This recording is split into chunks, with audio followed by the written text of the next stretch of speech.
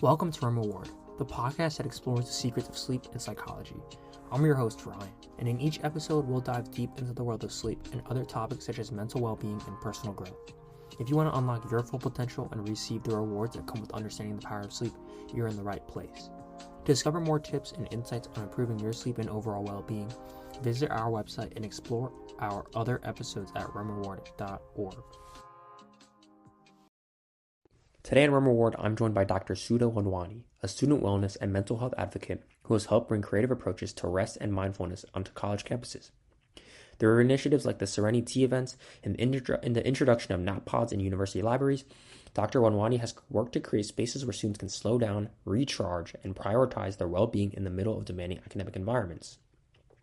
In this episode, we talk about the growing issue of burnout and sleep deprivation among students, how mindfulness and rest can improve emotional resilience and academic performance, and what colleges can do to shift campus culture towards healthier, more sustainable habits.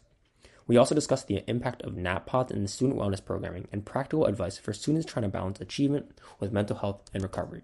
Enjoy. So for my first question, what originally inspired you to begin integrating rest, mindfulness, and wellness into student support programming on campus? Well, I have been here at Montclair State University for 19 years, and I can say we have always integrated rest and wellness programming into all our work here at our counseling and psychological services. I'm one of the staff psychologists here, and we really believe that students have to take care of their mental and physical health in order to be the best students they can be, and in order to achieve not only their academic goals, but their personal goals, their social, having healthy relationships, their family relationships, work, professional goals, really all part of who they are is impacted by how they take care of themselves. And sleep is a big component of that For because, sure, yeah. it's going to impact students' focus, their emotional regulation. So how they handle stress, how they manage stress, their memory retention, their ability to concentrate and focus, their ability to just emotionally regulate. It affects, all parts of who you are and how you function. And so if you don't take care of yourself, then your body and your mind aren't able to reset and recalibrate, just like we fuel our cars, right? Right. Or plug our laptops in. We also need to take care of ourselves. And students are here to achieve and to be successful, and taking care of themselves is only going to help them reach their goals and succeed as students. For sure, yeah. Thank you for that insight. And I guess jumping off that, I might mispronounce this, but the Serenity-tea event is a creative approach to helping students slow down. What was the vision behind it, and how did students respond? Well, I'm very excited about our name, Sereni-tea, kind of a pun on Okay. serenity. And serenity is all about kind of inner peace, and you need inner peace and to feel serenity in order to spread that around you. And so our first Sereni-tea event was for Mental Health Awareness Week in October here at our counseling center on campus here at Montclair. We do a lot of collaborating with different departments on campus. We really believe in reaching students where they are and doing a lot of prevention work. And you're yawning. Look at that. See, you might be sleep I deprived a am a little little bit. sleep Don't deprived. get me started yawning on this podcast, because you know how contagious that is. And it is Yep, starting to get dark. So, it is. bound to happen, the 4 o'clock hour. We do a lot of collaborating with other departments. And so we really had a lovely time collaborating with our Sprague Library. They are one of our favorite campus partners. And so the event went so well during Mental Health Awareness Week that we decided to also offer it as part of Recharge Week, which is the week right around finals time in December. And it was a really great partnership where we had tea, we had different snacks for students, and we also did some mindfulness and meditation activities with them, and then facilitated conversation and gave them some tips and strategies for getting through the stresses of when we first did the event, midterms, and then later during finals. So it was a great event, and it was an opportunity for students to have a break in the middle of the stressful time Hmm. of semester, and also an opportunity to learn skills and strategies. And I think most importantly, it was an opportunity for them to connect with other students and really build those connections, and also to feel less alone. And they're not going through it alone. And when you connect with other students, and build those relationships, and also learn from each other, right? Learn what's working for you, and just feeling less alone, I think. So we try to do as much programming on campus and in partnership with other departments, with student organizations, and really reach students where they are. That sounds amazing, and I really like the name. And I wish I had something like that at my school because I think any student would really love to have something like that. Just such a cool thing, and I really appreciate you explaining that. Absolutely. And students also love free stuff. So, For they sure. got to have some nice free Yeah, goodies. I think So, anyone does, really. Yeah. yeah, Um, absolutely. and I guess going off that, installing nap pods in the Sprague library is an idea I had for our school, but Mhm. unfortunately hasn't come to reality. What have you found about how students are using the nap pods, and what kind of benefits are you Mhm. hoping they gain from them? So we have 5 nap pods on campus and 3 massage chairs. And we got them through a grant, a state grant, in 2023. And we have them in the library, we have them in the student center and the rec center. And we have learned that they're very well utilized. Whenever I'm passing by one of them, I always see some feet sticking out. And it's a great opportunity for students to just take a moment and have some self-care. They might need to kind of ground themselves. The nap pods have shields for privacy. They also have some music and kind of mindfulness type um, audio that they can utilize while they're in there. And what we're hoping is it just spreads a culture of having balance and taking care of themselves and taking a moment. And I don't know about you, but sometimes when I feel I'm just going, Hmm. I can really spiral, or Yeah. really maybe stress more than I need to about things. If I take a moment and just pause and kind of slow it down, slow my breathing down, kind of, slow my body down, it just allows me to better able to cope with things, to think more clearly, to focus, to kind of just feel a little more chill and grounded. And that helps with my clarity of thought, with problem solving, with getting things done. So this is just one of the strategies that we have on campus for assisting students to kind of slow it down so that they can better manage everything that's on their plates. You know, our students are juggling a lot.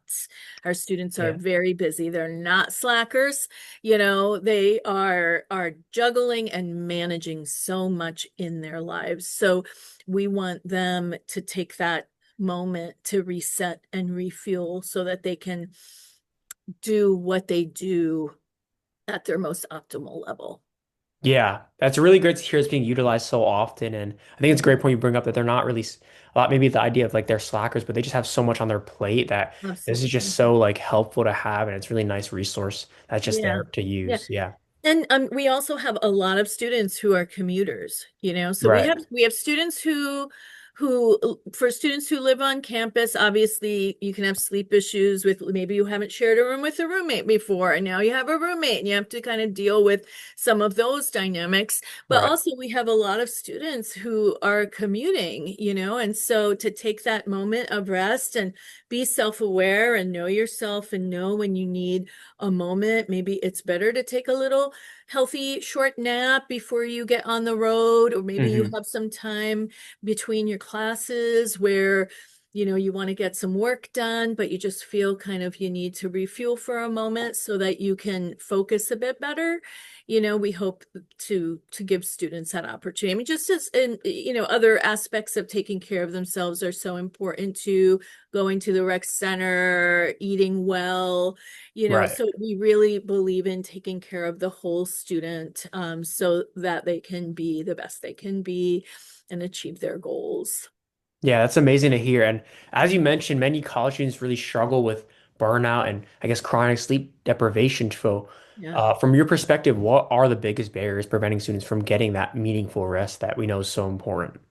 I hear students talk about not having enough time so Hmm. much. And I remember that, you know, I am a recovering college student, right? And graduate student. So I remember that. I remember feeling there weren't enough hours in the day. So one thing we really help students with is in managing their time, setting realistic goals, being real with themselves, Hmm. you know, so being intentional, being planful, being mindful in all that they do. And part of being real with themselves too is, you know, just kind of knowing yourself, knowing your strengths and weaknesses. For example, if you're not a morning person, you Right. know, should you be having all like 8 a.m. classes? You know, like is that like setting yourself up for success? You know, so really kind of looking at yourself and being intentional in how you plan. So, you know, we're just kind of looking to help students kind of slow down and take time to kind of control what they can. There's like so much that we can't control. There's so many barriers that students have and we all have in the world. And so let's try to control what we can, you know, and I think if we can control those basic needs and make sure we all are refueling and resetting, it just kind of helps in all we do. I think it helps to feel when you're more rested, you're more able to emotionally regulate, you're more able to cope with all of those other things around you that you may have less control over, you know. And so that is the hope, you know, that in the midst of so many things, so many stressors around our students, that we can also balance that out with some strategies for self-care and taking care of their needs. Yeah, and I guess going off that, were there any surprising insights or pieces of feedback from students after these wellness initiatives were launched? I would say we have learned, as I mentioned earlier, students love free stuff. They love DIY type stuff. They love any type of opportunities, you know, to to connect and meet people. I think they do want to get back out there and feel less alone. It's hard. It's hard to connect sometimes, especially when you're a commuter, Right. like many of our students are, you know. I think also thinking about what we've learned from students. I think sometimes there is stigma or um, feeling like they shouldn't take time for themselves, they shouldn't take care of themselves, or they shouldn't reach out for help or resources, you know. Right. And so we're always trying to get the messages out there that it is a healthy thing to do, and taking care of your body and your mind, you know, is so important for restoration and for being the best that you can be.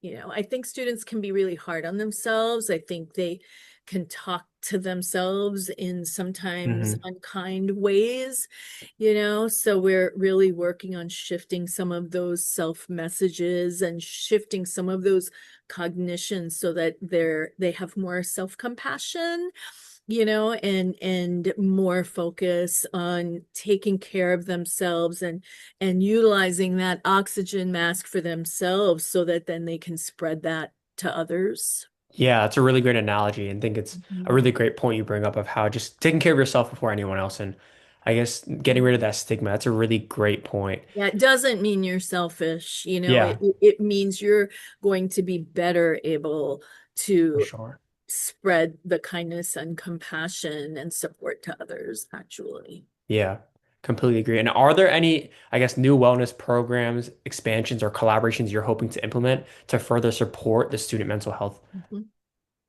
Well, we are always um we're always moving and shaking and developing new programs and listening to the data and to feedback and wanting to respond to the shifting and fluid needs of our students and campus community.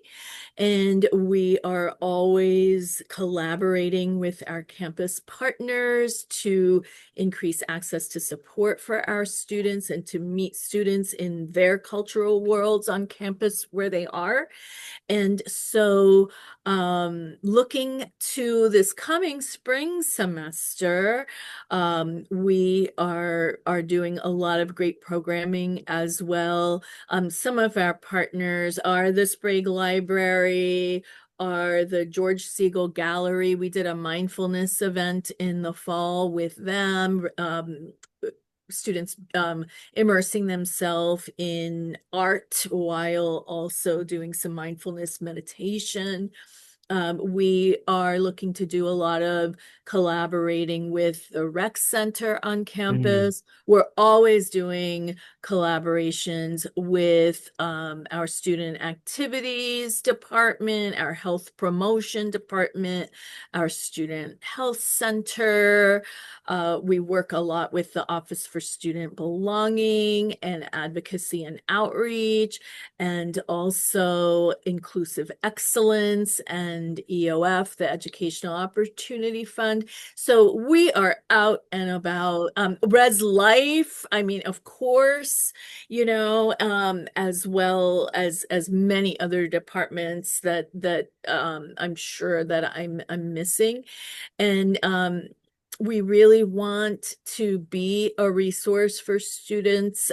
We really believe in not just treatment and individual or group therapy and crisis work, but we also believe in prevention. So we really believe that if you take care of yourself, that you and be the best you can be, take care of your sleep, take care of your eating, have good balance, be mindful in your care and in all you do, that then that can prevent further, symptoms from further escalating, and it can help you be the best that you can be, and do as well as you possibly can. So we're just out there. We're going to keep being out there and reaching our students, our amazing students. We try to, like, whenever there's a different, like, campus-wide event on campus, let's say the World's Fair, that's one of my favorite events, or Body Image Awareness Week, Hmm. or Transgender Awareness Week, or Mental Health Awareness Month, or whatever there is on campus. We try to get on the calendar, and we try to partake in the fun, and use that as an opportunity to be out and about and engage with our students. So we will be out there, and it's a great campus. It's a great place to be. For sure. Students are amazing. And so I'm looking forward to it. I'm also looking forward to the warmer weather. Kind of in spring semester, I don't know. I feel like, the days start getting a little brighter For each sure. day, and a little more hopeful. Summer is like, right ahead of Right. us. So I look forward to spring semester. Oh, Yeah, I think it's really amazing how there is so much expansion and collaboration, and you guys are always out there. So it's just really amazing, and I'm really glad to hear that, and I'm really glad that you're taking into account all these different weeks and events, and it's just really nice to hear about. Like it's really cool. And for my last question, I think you might have said it already, but what's one piece of practical advice you wish every student knew about balancing academic demands with rest, restoration, and taking care of their mental well-being? mhm. If there was one thing, I would say to um, set a plan and have a routine in place. There's so much that we can't control, so let's kind of put some stuff into place that we can. So, for example, having a nice sleep routine, trying as much as we can, to have a bit of stability in our lives, I think is a nice thing to kind of start the year with, and just really listen to yourself. I recommend that students listen to themselves, listen to their bodies and what your body's telling you, have Right. realistic goals for yourself. Um, and also just recognize how important that self-care is. So when I was like, if I could talk to myself when I was in college, oh my gosh, the irony of, like, I literally, I don't know, I felt like I did a lot of all-nighters, um, not Yeah. healthy. Your body's not restoring, your mind's not restoring. And then, okay, you might get through the next whatever hours, but then the rest of your week is not going to be good, you know? So kind of, really being more planful, and to just, I really recommend, don't feel guilty about it. Know that it's critical. It's really important. So you don't have to feel guilty for taking that time, that it is something that, again, you're not slacking, you're doing what you need to do to succeed. Right.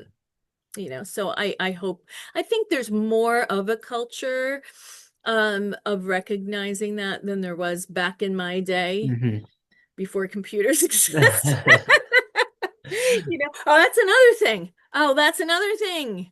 Speaking of, like, now, right, students um have their cell phones 24/7. Like, put that, shut those notifications off, put it Great over point. there, and try to get full rest, because you get on and there's so many stressors right there at your fingertips, just the headlines, so, like, take some pauses. You don't have to react and respond immediately to every message that you get. Like, you can chill a bit and kind of, you don't need to, like, immediate, and I'm guilty of it as well, that we can kind of pause and not do that 24/7.